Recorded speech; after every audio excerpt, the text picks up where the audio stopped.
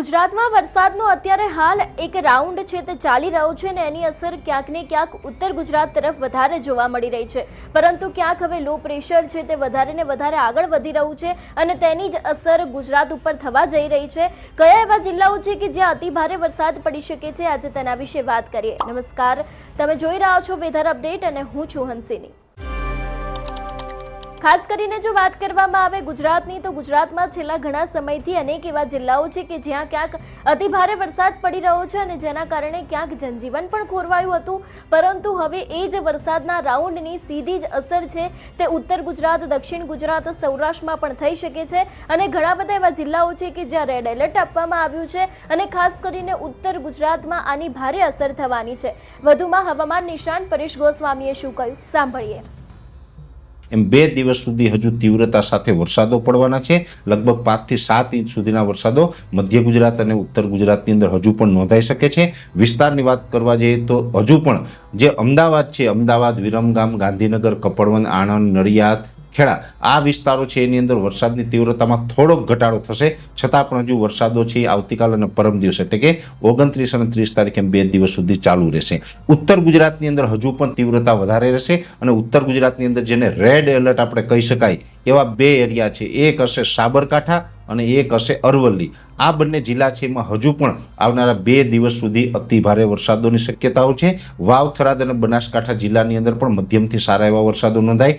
પાટણ અને મહેસાણા જિલ્લો છે એમાં પણ ખૂબ સારા વરસાદ નોંધાય, એટલે પાટણ, મહેસાણાની અંદર હજુ પણ 3 થી લઈને 6 ઇંચ સુધીના વરસાદોની શક્યતાઓ છે। પણ ખાસ સાબરકાંઠા અને અરવલ્લીની અંદર હજુ પણ લગભગ 7 ઇંચ કરતાં વધારે વરસાદ આવનારા 2 દિવસ દરમિયાન જોવા મળે તેવું એક અનુમાન છે। એટલે ઉત્તર ગુજરાત અને મધ્ય ગુજરાતને એક પ્રકારે ગમરોડી નાખ્યું છે અને હજુ પણ આ વરસાદો છે 2 દિવસ સુધી ત્યાં ચાલુ રહેવાના છે। બીજો વિસ્તાર છે દક્ષિણ ગુજરાતનો। દક્ષિણ ગુજરાતની અંદર જે વરસાદો પડ્યા એનું મેઇન કારણ છે કે જે આ રાજસ્થાન ઉપર જે દક્ષિણ પૂર્વ ભાગોમાં જે અત્યારે આ વરસાદી સિસ્ટમ છે, જે બંગાળની ખાડીની સિસ્ટમ અત્યારે ત્યાં પહોંચી છે, તેને કારણે જે આપણે નૈઋત્યના ચોમાસાનો જે દક્ષિણ ગુજરાતથી લઈ અને કેરળ સુધીનો જે ઓફશોર ટ્રફ હોય છે એ ખૂબ સક્રિય છે, એટલે કે પોઝિટિવ છે, જેને કારણે દક્ષિણ ગુજરાતમાં પણ સારા એવા વરસાદો છે। દક્ષિણ ગુજરાતની અંદર તો આ વરસાદની તીવ્રતા છે લાંબા સમય સુધી ચાલશે, એટલે લગભગ 2 ઓગસ્ટ સુધી ત્યાં વરસાદો છે એ પડતા રહેશે। એક સાથે અતિ ભારે વરસાદો નહીં પડે, પણ દક્ષિણ ગુજરાતના તમામ જિલ્લાઓ હોય, સુરત, વલસાડ, વાપી, બારડોલી, બિલીમોરા, ડાંગ હોય, ભરૂચ, અંકલેશ્વર હોય, રાજપીપળા હોય, તમામ વિસ્તારોની અંદર હજુ 2 ઓગસ્ટ સુધી સારા એવા વરસાદો છે નોંધાતા રહેશે। એટલે દક્ષિણ ગુજરાત હોય, મધ્ય ગુજરાત, ઉત્તર ગુજરાતમાં સારા વરસાદો પડ્યા છે ને હજુ પણ સારા વરસાદો પડવાની શક્યતાઓ છે। મહત્વની વાત છે સૌરાષ્ટ્ર અને કચ્છ। કચ્છ જિલ્લો પણ આમ તો વિસ્તારની દ્રષ્ટિએ ખૂબ મોટો છે। આ સિસ્ટમ છે એનો લાભ છે એ કચ્છ જિલ્લાને કોઈ ખાસ મળે તેવી શક્યતાઓ હાલ દેખાતી નથી। જેવી રીતે અત્યારે સિસ્ટમ છે એ મધ્ય ગુજરાત અને ઉત્તર ગુજરાત ઉપર થઈને પશ્ચિમ દિશામાં જે ખસવી જોઈએ એની જગ્યાએ આ ઉત્તર દિશા તરફ જઈ રહી છે, જેને કારણે જે આપણે કચ્છના વિસ્તારો છે એમાં છૂટાછવાયા ઝાપટાઓ નોંધાય, એનાથી વિશેષ કોઈ મોટા વરસાદની શક્યતાઓ આ રાઉન્ડમાં જોવા મળતી નથી। બીજા નંબરની અંદર સૌરાષ્ટ્ર છે, તો સૌરાષ્ટ્રના અમુક વિસ્તારમાં સારા વરસાદો હજુ પણ 2 દિવસ સુધી નોંધાય, બીજા વિસ્તારોમાં ઝાપટા પડી શકે। સારા વરસાદ નોંધાય એમાં એક મોરબી, સુરેન્દ્રનગરનો વિસ્તાર છે, જેમાં લગભગ 50 થી 70% વિસ્તારો એવા હશે કે એમાં આવનારા 2 દિવસ સુધી સારા વરસાદો નોંધાઈ શકે છે। બીજા હશે બોટાદ અને ભાવનગર। બોટાદ, ભાવનગરની અંદર પણ આવનારા 2 દિવસ સુધી એકંદરે સારા વરસાદની શક્યતાઓ છે, એટલે કે 1 થી લઈને 3-4 ઇંચ સુધીના વરસાદો આ ચારેય જિલ્લાની અંદર હજુ આવનારા 2 દિવસ દરમિયાન જોવા મળી શકે છે। રાજકોટ જિલ્લાની અંદર જે પૂર્વ ભાગો છે, જેની અંદર જે આપણે જસદણ છે, વિછિયા છે, પાળિયાદ છે, આ વિસ્તારોની અંદર એકંદરે ઠીકઠાક વરસાદ થશે। બીજા વિસ્તારોની અંદર હળવા છૂટાછવાયા ઝાપટાઓ નોંધાશે।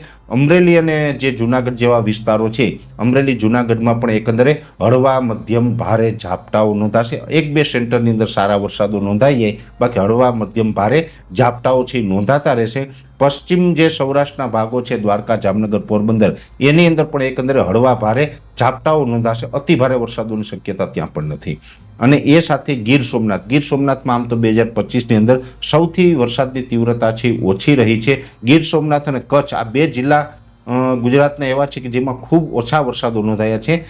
ગીર સોમનાથની અંદર પણ આ રાઉન્ડની અંદર કોઈ ખાસ વરસાદનું પરફોર્મન્સ જોવા મળે તેવું લાગતું નથી, પણ રેડા ઝાપટા છે એ ચાલુ રહેશે। રેડા ઝાપટા ચાલુ રહે તો અત્યારે જે આપણે ચોમાસું પાક છે એને આપણે પિયત ન આપવું પડે એટલું થઈ જાય તો પણ ઘણું કહેવાય। એટલે એકંદરે સૌરાષ્ટ્ર કચ્છના મોટા ભાગના વિસ્તારોની અંદર આ જે રાઉન્ડની અંદર પરફોર્મન્સ નબળું, બાકી ગુજરાતના મોટાભાગના વિસ્તાર, ઉત્તર ગુજરાત પણ એક મોટો વિસ્તાર છે, મધ્ય ગુજરાતનો મોટો વિસ્તાર છે, મધ્યપ્રદેશ બોર્ડર લાગુ વિસ્તારમાં જે દાહોદ, ગોધરા જેવા વિસ્તારો હોય, દક્ષિણ ગુજરાતના વિસ્તાર, એટલે લગભગ ગુજરાતના 80% વિસ્તારોની અંદર સારો લાભ છે એ મળ્યો છે. દર વખતે આપણે વરસાદનો રાઉન્ડ આવતો હોય ત્યારે સૌરાષ્ટ્રને અને કચ્છને સારો લાભ મળતો હોય. ઠીક છે કે આ રાઉન્ડની અંદર આ લાભ નથી મળતો ને બીજા વિસ્તારને મળે, છતાં પણ આમ જોવા જઈએ તો ઓલ ઓવર રાજ્યની અંદર 80% વિસ્તારની અંદર આ રાઉન્ડનો સારો એવો લાભ મળી રહ્યો છે. છતાં પણ 20% વિસ્તાર છે જેમાં સૌરાષ્ટ્ર અને કચ્છના ભાગો છે એને આ વરસાદનો લાભ નથી મળતો. આ પણ દુઃખદ વાત છે, પણ આપણે આશા રાખીએ કે આ રેડા ઝાપટા પડે ને જેને કારણે આપણા પાકને એક નવું જીવતદાન મળે, પાણી અત્યારે ચાલુ કરવાની નોબત ન આવે એવી આપણે દ્વારકાધીશને પ્રાર્થના કરીએ. નેક્સ્ટ રાઉન્ડ આવે ત્યારે ફરીથી આ વિસ્તારોને આપણે સારો એવો લાભ મળે એવી આશા પણ રાખીએ. તમારું શું માનવું છે આ વિષયને લઈને અમને કમેન્ટ કરીને ચોક્કસથી જણાવજો. તેની સાથે અમારી ચેનલ નિર્ભય ન્યૂઝને લાઇક, શેર અને સબસ્ક્રાઇબ કરવાનું ભૂલશો નહીં. નમસ્કાર.